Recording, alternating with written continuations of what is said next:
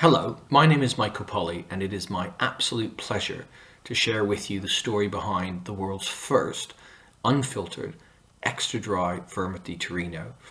I'm a Canadian by birth, but I moved to the UK in 1989 and I qualified as a Master of Wine in 1995.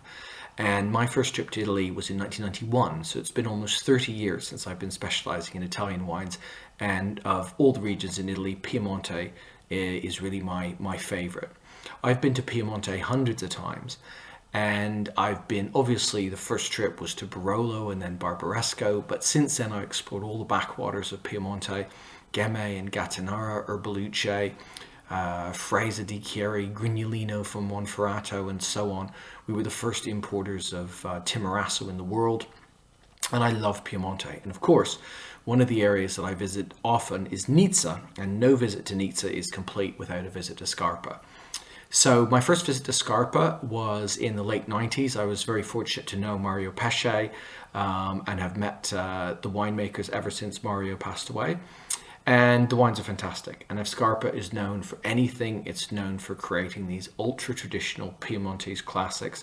Barolo and Barbaresco, obviously, but also things like Barbera, Rouquette, and so on.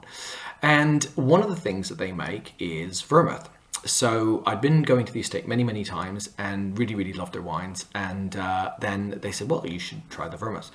And they just blew me away. So there was a white and a red classic Piemontese Vermouths, and these are DOP Vermouth di Torino. So everything about the Vermouths is strictly controlled, the base wines, where the herbs come from, and so on. So many Vermouths today are made simply by taking a base wine, adding some neutral spirit, and then chucking in some essences of herbs and so on to create the Vermouth along with some sugar.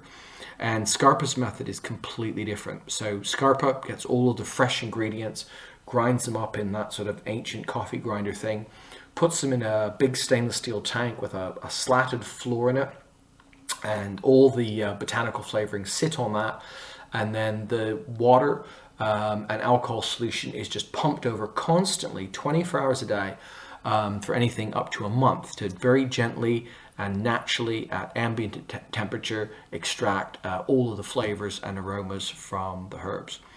So when I tasted the Vermouth and went to see the plant where it's made, I was amazed at how good they were. They had a purity, they had a length, they had ability to mix that I just never come across before in Vermouth. So I started to talk to them about why they didn't have an extra dry variant. And the more we talked about it, the more we realized that we could create something amazingly special if we didn't filter it. And the point behind this is, how do you know that their Vermouth is really made in the way that I've just described? Well, of course, if you're using essences that you just sort of squirt in, you would never be able to have this sediment in the bottle. So the extra dry, you can see that here. So the extra dry is bottled without any filtration.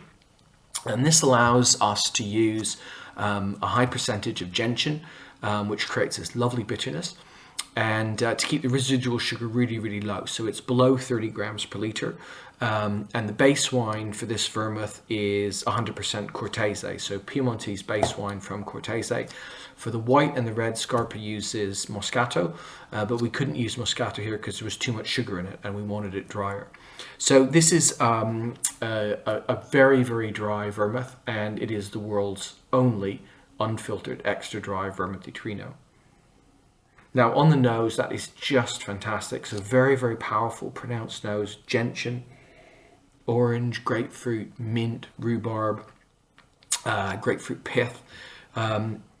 Really complex nose, and the base wine there is just supporting all of that. You don't get any alcohol on the nose, just this intense aromas. And on the palate,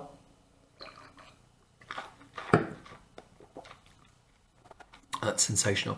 And what I love about this is the length. So that gentian really carries all of the flavors. It's dry as a bone, and that's what makes it unique for a martini. So you can actually make the classic old style wet martini where you put in quite a lot of vermouth. So perhaps 15 ml to 50 ml of gin or even more. And so you're lengthening that out and really creating a bit of a longer drink. So you're not just drinking gin. There used to be, a martini was, you would face France and salute. and that was all the vermouth that you put in. So basically, we're just drinking, neat gin. But with this vermouth, you can really lengthen that drink out, create much more complexity. And so there we are. Those are my tasting notes on this extra dry, unfiltered Vermouth di Torino from Scarpa. Hope you enjoy it.